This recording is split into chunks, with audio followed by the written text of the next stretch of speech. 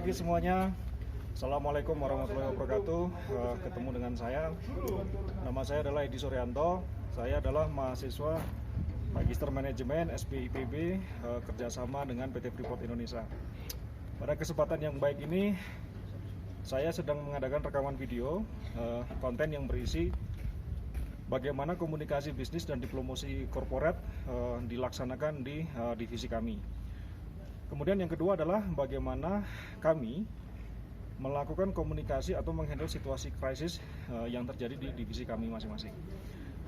Perlu diketahui bahwa konten video ini adalah bagian dari tugas akhir mata kuliah komunikasi dan bisnis korporat yang diampu oleh dosen Dr. Siti Amanah, kemudian Dr. Ninuk, dan asisten Pak Bakhtiar.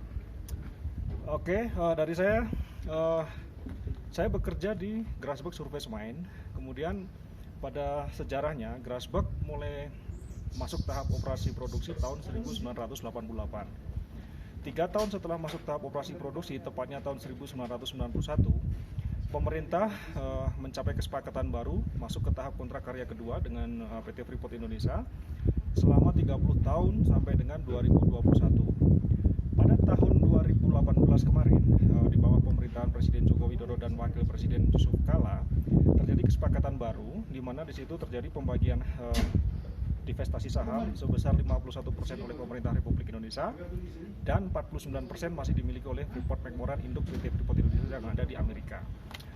Kemudian dari kesepakatan baru tersebut, kami memperoleh hak izin beroperasi sampai dengan tahun 2041. Nah, pada era tahap operasi produksi, tentunya yang namanya tambang terbuka akan merubah bentang alam yang cukup signifikan, kemudian juga akan merubah aliran permukaan. Nah, tentunya aspek lingkungan akan tetap kami kedepankan. Disitulah arti pentingnya bagaimana kami bisa mengimplementasikan peraturan Menteri Energi Sumber Daya Mineral tahun nomor 26 tahun 2018 tentang kaidah penambangan yang baik. Kemudian diperkuat juga dengan Kepmen nomor 1827/30 tahun 2018 juga. Di situ berisi tentang pedoman pelaksanaan kaidah penambangan yang baik. Nah, dalam tahap operasi produksi tentunya banyak hal yang harus kami kelola. Salah satunya jelas aspek lingkungan selain aspek keselamatan dan produktivitas. Dalam perencanaan waktu, Grasberg akan berakhir di akhir tahun 2019. Setelah berakhirnya masa operasi produksi, kami akan beralih ke tahap pasca tambang. Di dalam tahap pasca tambang tersebut, kami akan mengatur kembali. Di dalamnya ada reklamasi, kemudian ada AMDAL yang selalu melekat dalam tahapan operasi produksi maupun pasca tambang. Kami akan melakukan kapsulasi terhadap batuan yang berpotensi asam dengan ketebalan 5 meter menggunakan material limestone. Dalam tahap pasca tambang, produksi kapur yang ada di Grasberg akan tetap beroperasi untuk mensupport penuh operasional di mill, karena mill dalam tahapannya dia membutuhkan suplai kapur. Kemudian PT Freeport Indonesia adalah sebuah perusahaan tambang yang beroperasi di tanah Papua, memiliki komitmen yang pertama adalah mematuhi semua hal yang terkait dengan kewajiban penaatan dan ketentuan perundangan lingkungan yang berlaku. Kemudian yang kedua adalah mengupayakan perlindungan lingkungan dan pencegahan pencemaran lingkungan. Kemudian yang ketiga adalah mengupayakan perbaikan yang berkesinambungan. Yang keempat, memastikan bahwa pertimbangan lingkungan menjadi bagian integral setiap tahap perencanaan, perekayasaan, dan pengoperasian. Yang kelima adalah bekerja sama dengan masyarakat di sekitar wilayah operasi dengan prinsip saling menghormati dan mengembangkan kemitraan aktif. Yang keenam adalah mendukung program-program efisiensi energi melalui 3R, reduce, reuse, dan recycle. Kemudian yang ketujuh adalah berkontribusi dalam konservasi keanekaragaman hayati. Yang kedelapan adalah memastikan bahwa semua kebijakan didokumentasikan, kemudian disampaikan ke seluruh karyawan. Dan semua direktur yang ada di lingkungan PT Freeport harus menerima tanggung jawab ini. Kemudian organisasi kami pada saat tahap operasi produksi dinamakan adalah divisi Grasberg Surface Mine Closure. Ketika beralih ke tahap pasca tambang, kami bermetamorfosis menjadi divisi Surface Mine Closure. Nah, di dalam Grasberg Surface Mine Closure dipimpin oleh seorang VP, di bawahnya ada 4 manajer, kemudian diteruskan dengan struktur di bawahnya. Nah, dalam Corporate Komunikasi Strategi Framework ada 4 hal yang harus kita pahami. Yang pertama adalah organisasi, kemudian yang kedua adalah message, nah yang ketiga adalah constituents, yang keempat adalah constituent response. Nah, dari keempat aspek ini kita melakukannya seperti apa? Kami melakukan koordinasi meeting harian yang membahas daily plan, isu-isu keselamatan dan isu-isu operasional. Di situ adalah dibagi 2 segmen, di mana ada level manajerial, superintendent ke atas, kemudian level eksekutor dari general foreman ke bawah. Nah, media yang kami lakukan dalam koordinasi tersebut, komunikasi tersebut adalah audiovisual. Biasanya kami menggunakan slide proyektor, kemudian channel yang dipakai adalah email, kemudian radio tracking yang saya pegang ini, juga terkadang kami langsung face to face mengandalkan interpersonal komunikasi. Nah, kendala yang biasanya muncul, tantangan yang dihadapi oleh kami adalah yang pertama, perbedaan persepsi dan bahasa. Yang kedua, pendengaran yang buruk.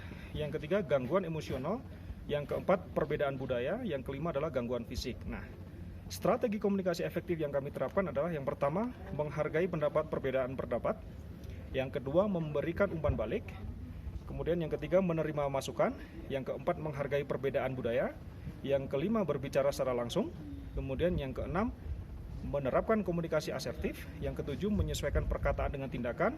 Kemudian yang kedelapan adalah menggunakan jaringan komunikasi. Nah, yang dimaksud organisasi, kembali ke awal tadi, yang dimaksud organisasi tentunya adalah struktur-struktur yang ada di kami. Kemudian message-nya adalah berupa lena pekerjaan. Kemudian konstituen yang saya maksud adalah mulai dari segmen operasional, dari mulai pengawas sampai dengan lini operator. Kemudian konstituen respon adalah laporan dari teman-teman eksekutor tersebut. Sejauh mana pekerjaan yang kami berikan itu dapat dieksekusi dengan baik, kendalanya apa di lapangan, kemudian akan kembali kepada kami selaku delegator. Demikian penjelasan singkat dari saya terkait dengan bagaimana komunikasi bisnis dilakukan di divisi kami untuk mendongkrak performa kinerja organisasi. Dan sampai dengan detik ini, apa yang kami lakukan sudah sangat efektif menurut saya, sudah cukup efisien ya, dan sudah cukup terbukti mengantarkan Grasberg sampai dengan masa akhir tambang dan masuk ke tahap pasca tambang. Demikian dari saya, sekian. Akan kami lanjutkan ke konten yang berikutnya, yaitu bagaimana kami mengelola sebuah situasi krisis. Dari saya selesai, selamat pagi.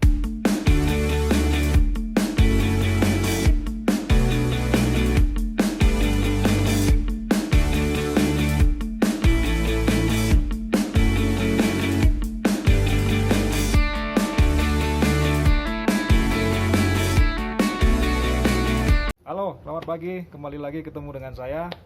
Nama saya Di Suryanto. Saya biasa dipanggil sama teman-teman waktu kuliah dengan sebutan Pangdam Maleo. Dalam segmen kedua ini, saya akan menyampaikan bagaimana sebuah komunikasi bisnis dan diplomasi korporat dapat membantu dalam menghandle situasi krisis yang terjadi di perusahaan. Nah, situasi krisis yang saya angkat adalah tuduhan kepada PT Freeport Indonesia terkait penggunaan merkuri atau air raksa dalam proses pemisahan biji. Nah, dalam tahapan komunikasi krisis ada 9 tahap untuk merespon. Yang pertama adalah verifikasi situasi. Jadi situasi itu kita lakukan verifikasi baik melibatkan internal maupun eksternalitas. Kemudian yang kedua adalah melakukan notifikasi. Nah, notifikasi ini adalah masih dalam ranah internal. Bagaimana kami Grasberg Surface Mine Closure ini melakukan catatan-catatan yang dirasa memang perlu terkait dengan tuduhan tadi untuk masuk ke tahap assessment. Nah, yang ketiga adalah tahap assessment. Assessment adalah penilaian terhadap krisis itu sendiri. Jadi sejauh mana kebenaran dari dugaan tersebut sampai dengan penilaian tingkat risiko dari kerusakan lingkungan jika benar itu terjadi. Nah, kemudian yang keempat adalah organized assignment. Jadi kami akan membentuk gugus tugas yang sudah kami lakukan.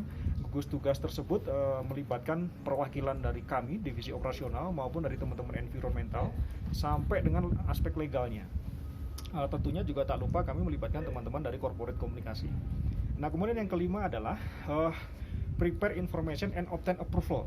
Jadi semua informasi akan kami collect, mulai dari di titik-titik pengelolaan dan pemantauan sampai dengan pengambilan sampel teman-teman Envirus, sampai dengan dokumen-dokumen audit lingkungan yang sudah kami lakukan.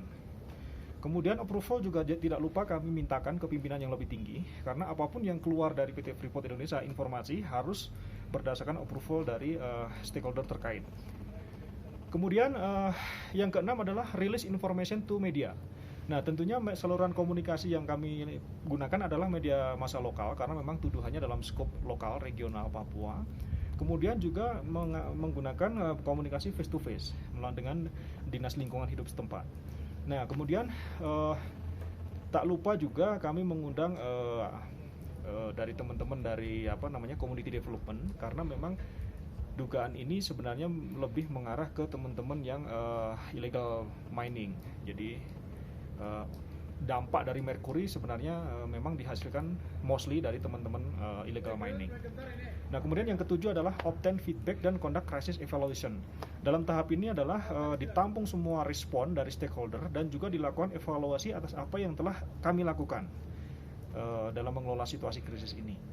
Nah, kemudian yang tahap ke-8 adalah conduct public education. Jadi publik juga kami edukasi bahwa sebenarnya apa yang kami lakukan dalam tahapan operasi kami memisahkan biji dengan teknik flotasi, bukan menggunakan merkuri. Itu yang sudah kami lakukan selama bertahun-tahun. Dan kami sekali lagi tidak menggunakan merkuri dalam pemisahan biji.